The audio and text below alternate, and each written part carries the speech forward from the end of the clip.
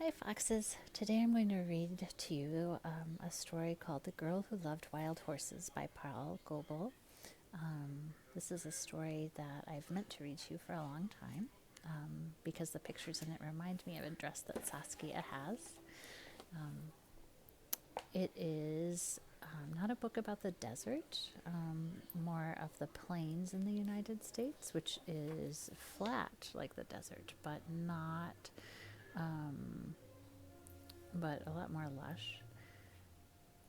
But I thought it would be a good book to read today. The people were always moving from place to place, following the herds of buffalo. They had many horses to carry the teepees and all of their belongings, and they trained their fastest horses to hunt the buffalo. There was a girl in the village who loved horses, and she would often get up at daybreak when the birds were singing about the rising sun.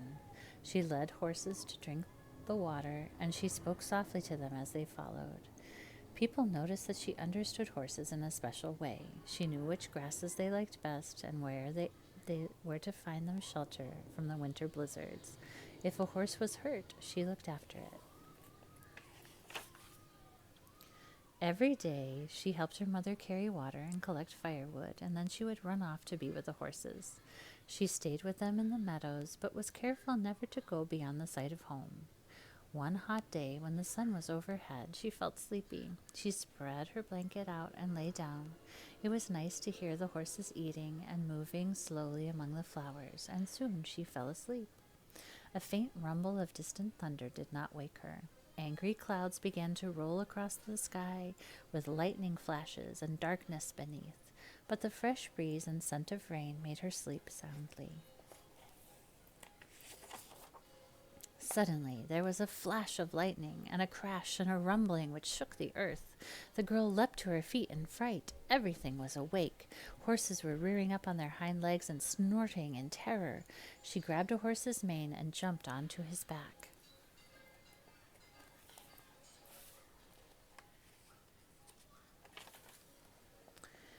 In an instant, the herd was galloping away like the wind. She called to the horses to stop, but her voice was lost in the thunder.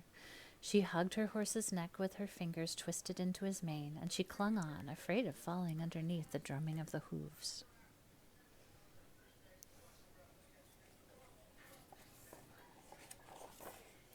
The horses galloped faster and faster, pursued by the thunder and lightning. They swept like a brown flood across the hills and through the valleys. Fear drove them on and on, leaving their familiar grazing grounds far behind.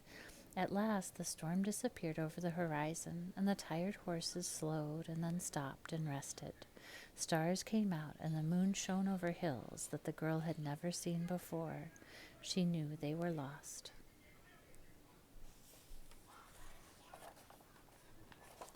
The next morning, she was awakened by a loud neighing. A beautiful spotted stallion was prancing to and fro in front of her, stamping his hooves and shaking his mane. He was strong and proud and more handsome than any horse she had ever dreamed of.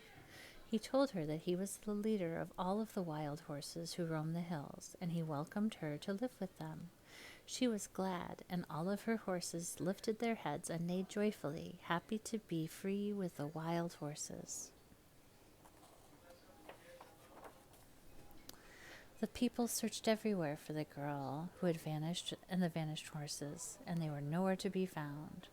But a year later, 2 hunters rode to the hills where the horses lived, and they climbed a hill and looked over the top, and they saw a girl riding on a leading colt.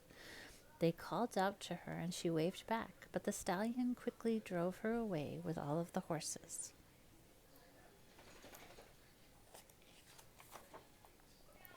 The hunters galloped home and told what they had seen. The men mounted their fastest horses and set out at once.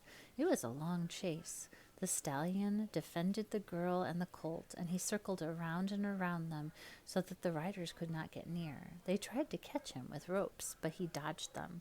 He had no fear. His eyes shone like cold stars, and he snorted, and his hooves struck fast as lightning. The riders admired his courage. They might never have caught the girl, except that her horse stumbled and she fell. She was glad to see her parents, and she thought she would be happy to be home again. Did I skip a page? Let me check. No, I guess not. They brought her home. Okay. She was glad to see her parents, and they thought she would be happy to be home again. But they soon saw that she was sad and missed the colt and the wild horses. Each evening, as the sun went down, the people would hear the stallion neighing sadly from the hilltop around above the village, calling for her to come back. The days passed, and her parents knew the girl was lonely. She became ill, and the doctors could do nothing to help her. They asked her what would make her well again. I love to run with the wild horses, she answered. They are my relatives. If you let me go back with them, I shall be happy forevermore.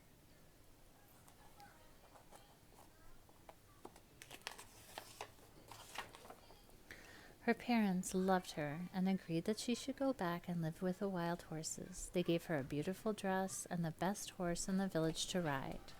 The spotted stallion led his wild horses down from the hills, and the people gave them fine things to wear, colorful blankets and decorated saddles.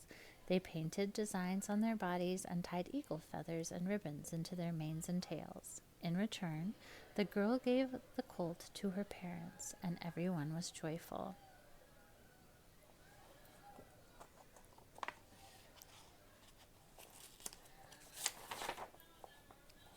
Once again, the girl rode beside the spotted stallion. They were happy and proud together. But she did not forget her people, and each year she would come back, and she always brought her parents a colt.